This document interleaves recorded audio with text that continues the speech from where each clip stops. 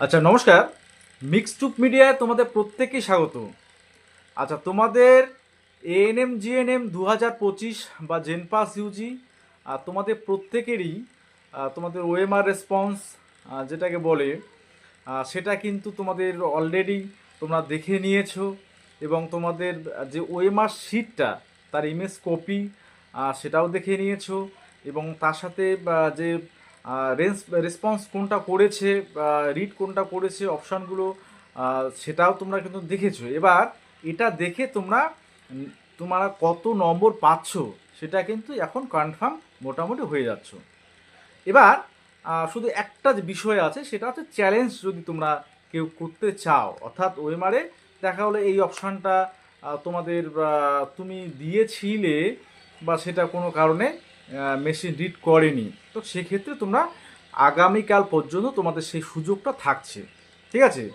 এবার মেইন প্রশ্নটা হচ্ছে তোমাদের পরের যে রেজাল্ট, কাউন্সিলিং, তোমাদের কার্ড অফের বিষয়, তোমাদের ANM GNM জেনপাস Yuji BSc nursing প্রত্যেকের জন্য আমি কিছু গুরুত্বপূর্ণ কথা বলবো।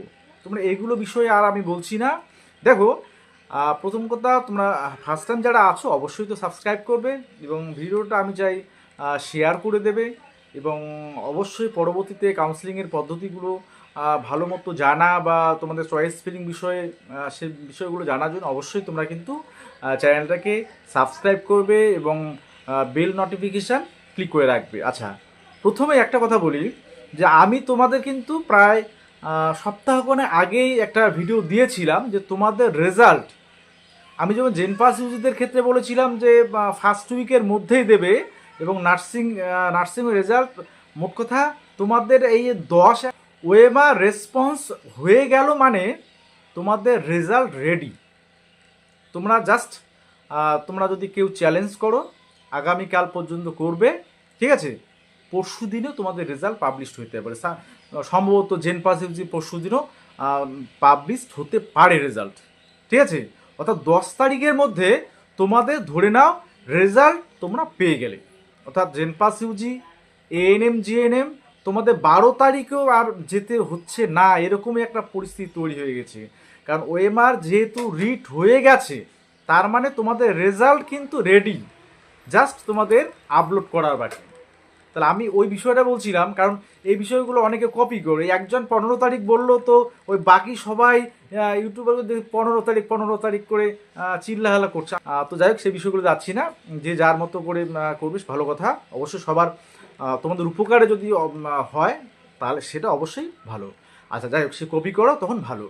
প্রথম কথা, তোমাদের রেজাল্টের আগে সব থেকে যে বিশেষ জরুরি বিষয়গুলো আগের থেকে যেটা বলে আসছি, ওবিসিদের এনসিএল করেছো, যদি না করে থাকো ইমিডিয়েট করে নাও, সময় নেই।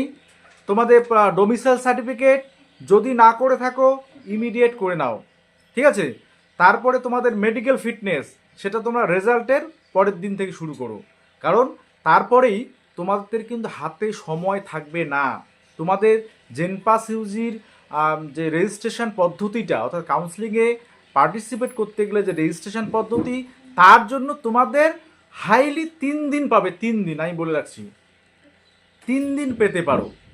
যদি তোমাদের জেনপাস ইউজি যদি 9 তারিখে তোমাদের রেজাল্ট হয়, তাহলে তোমরা 10, 11, 12 এই 3 দিন হয়তো রেজিস্ট্রেশনের সময় পাবে, চয়েস ফিলিংয়ের সময় পাবে। ঠিক আছে?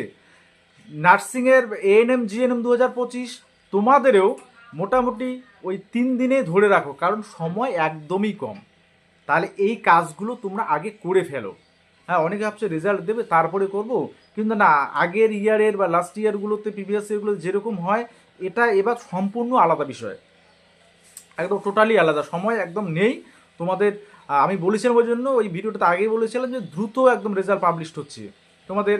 যেহেতু আমি স্টাফ নার্সের বিষয়গুলো নিয়ে একটু ব্যস্ততা রয়েছি, আজকে যাচ্ছি এক জায়গায়। যাই হোক, প্রথম বিষয় হচ্ছে তোমরা তাহলে এনসিএল, ডোমিসাইল, ঠিক আছে, প্রোফর্মা 1 আর প্রোফর্মা 2, অর্থাৎ তোমাদের গ্যাজেটেড অফিসারের দ্বারা যেটা প্রোফর্মা 1, আর প্রোফর্মা 2টা হচ্ছে তোমাদের উচ্চ মাধ্যমিকে যে স্কুলে পড়তে সেই স্কুলের এইচএম এর তোমাদের সিগনেচার সিল সহ ডিটেলস লাগছে।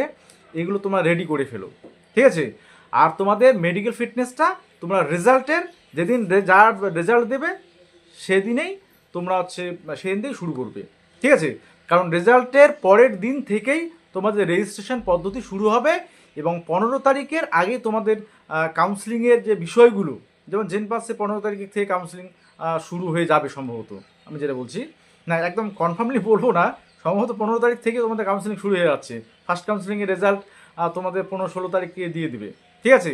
এবার সেকেন্ড কাউন্সিলিংয়ে তোমাদের হয়তো তোমাদের যে এএনএম জিএনএম তোমাদের ওই 16 বা 17 তারিখে তোমাদের কাউন্সিলিংয়ে ফার্স্ট কাউন্সিলিং হয়ে যাবে। মানে এই যে মানে তোমাদের জেনপাসটা আগে আগে চলবে, তারপরে এএনএম জিএনএমটা চলবে। এবার কাট অফ বিষয়গুলোতে আসি। দেখো এএনএম জিএনএমটা আমি প্রথমে বলি, এএনএম জিএনএম তোমরা যারা 70-এর উপরে পেয়েছো, ঠিক আছে, জেনারেল তোমাদের OBC A, OBC B, SC, হ্যাঁ, তারপর হচ্ছে তোমাদের এসসি আছে, সিডি আছে, ইডাব্লিউএস, এই ক্যাটাগরিতে তোমরা যারা রয়েছো 70+ স্কোর যাদের হচ্ছে, হ্যাঁ, রেজাল্ট তো তোমরা দেখতেই পাবে, তোমরা মিলিয়ে নিয়েছো অলরেডি। তো আমি তোমাদের আগেও বলেছিলাম যখন রেজাল্ট তোমাদের আনসার কিটা যখন দিয়েছিলাম, আমি বলেছিলাম যে তোমাদের ওএমআর রেসপন্স না পেলে সঠিকভাবে তোমরা বলতে পারবে না। তো কোনটা এখন বুঝতে পারছো বিষয়টা টোটালি ক্লিয়ার হয়েছে কে কত পাচ্ছে।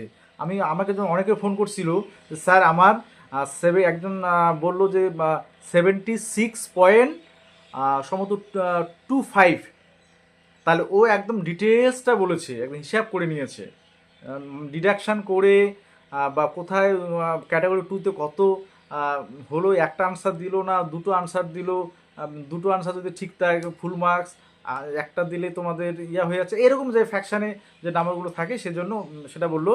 তো একদম অ্যাকুরেটলি নাম্বারটা তোমরা জেনে গেছো। 70+ যদি এই ক্যাটাগরিটা থাকে, তোমরা এএনএম করতে যদি ইচ্ছুক হও, তোমাদের এএনএমের যে তোমাদের বিষয়গত অর্থাৎ এএনএমের যে কলেজগুলো থাকবে তোমরা আগে দিবে যদি এএনএমটা করতে চাও। এবার চয়েস ফিলিংটা সেটা নিজের প্রিপারেশান অর্থাৎ নিজের চয়েস অনুযায়ী তোমরা কোনটা প্রিপেয়ার করবে সেই কলেজ অনুযায়ী সাজিয়ে তোমাদের এএনএম কলেজগুলো আগে দেবে, তারপরে তোমাদের জিএনএম কলেজ। তোমাদের আশা করি তখন আর ওই প্রাইভেট কলেজের দিকে যেতে হবে না, কারণ প্রাইভেট কলেজে তোমাদের সরকারি কলেজেই এএনএম পেয়ে গেলে, না হলে তোমাদের জিএনএম তো পাবেই সরকারি কলেজে। তো সেক্ষেত্রে তোমাদের তো প্রাইভেট কলেজ যাওয়ার চিন্তা মানে ভাবনা নেই, মানে থাকবে না। এবার যারা একটু নিচের দিকে আছে 60+-এর দিকে, তোমরা ভাবছো যে যদি এএনএম কোনো কারণে না পাই তাহলে জিএনএমটা করবোই, তাহলে তোমাদের প্রাইভেট কলেজ সেক্ষেত্রে না দেওয়াই বেটার। যারা প্রাইভেট কলেজ দিতে ইচ্ছুক নও, কখনো প্রাইভেট কলেজ সিলেক্ট করবে না, নাহলে কিন্তু সমস্যায় পড়ে যাবে। ওকে, জেনপাস ইউজি মানে বিএসসি নার্সিংদের ক্ষেত্রে বলছি, তোমাদের সিট ম্যাট্রিক্স বা এএনএম যে সিট ম্যাট্রিক্স প্রকাশিত হলে কলেজের লিস্টগুলো অর্থাৎ সেটাকে প্রিন্ট আউট করবে। প্রিন্ট আউট করার সাথে সাথেই তোমরা কিন্তু কলেজগুলো একদম সাজিয়ে নেবে, অর্থাৎ চয়েস ফিলিংটা তোমরা বাড়িতে বসে তোমাদের পছন্দ মতো কলেজগুলো নাম্বারিং করে সাজিয়ে নেবে, ঠিক আছে। যারা সরকারি কলেজের ক্ষেত্রে তোমাদের বলছি, জেনপাস ইউজি হোক বা যা এএনএম জিএনএম দুটো পার্ট থাকছে। এএনএম এর কলেজগুলো আগে, জিএনএম এরগুলো পরে, এটা সাধারণত সবাই করবে। হ্যাঁ, এএনএমগুলো আগে দেবে, জিএনএমগুলো তারপরে দেবে। তো কিন্তু সেটা হচ্ছে তোমাদের সিকোয়েন্সিয়ালি সাজাতে হবে। জেনপাস ইউজির ক্ষেত্রে তোমাদের বিএসসি নার্সিং সেম, তোমাদের কলেজগুলো সাজাবে তোমাদের পছন্দ মতো, ঠিক আছে। আমি যেহেতু একটু সময়ের মানে স্টাফ নার্স নিয়ে একটু বেশি যাকে বলে একটু ওদের বিভিন্ন কাজ নিয়ে একটু ব্যস্ত আছি, তবুও আমি চেষ্টা করছি তোমাদের 4টে বা 5টে ডিস্ট্রিক্ট নিয়ে আমি তোমাদের চয়েস ফিলিংয়ের বিষয়গুলো আসবো, ঠিক আছে। উত্তরবঙ্গের চয়েস ফিলিং বিষয়গুলো আমি বলেছি অলরেডি। আমি দক্ষিণবঙ্গের তোমাদের যেমন আমি ঝাড়গ্রাম থেকে শুরু করব, ঝাড়গ্রাম, 2 মেদিনীপুর, তারপর তোমার হচ্ছে এদিকে বাঁকুড়া, 4টে ডিস্ট্রিক্ট বা 5টে ডিস্ট্রিক্ট মিলে আমি ডিটেলস নিয়ে তোমাদের আগামীকাল হোক বা পরশু হোক প্রত্যেক দিন তোমাদের 4টে বা 5টে করে ডিস্ট্রিক্ট থাকছে চয়েস ফিলিংয়ের ক্ষেত্রে। ওকে।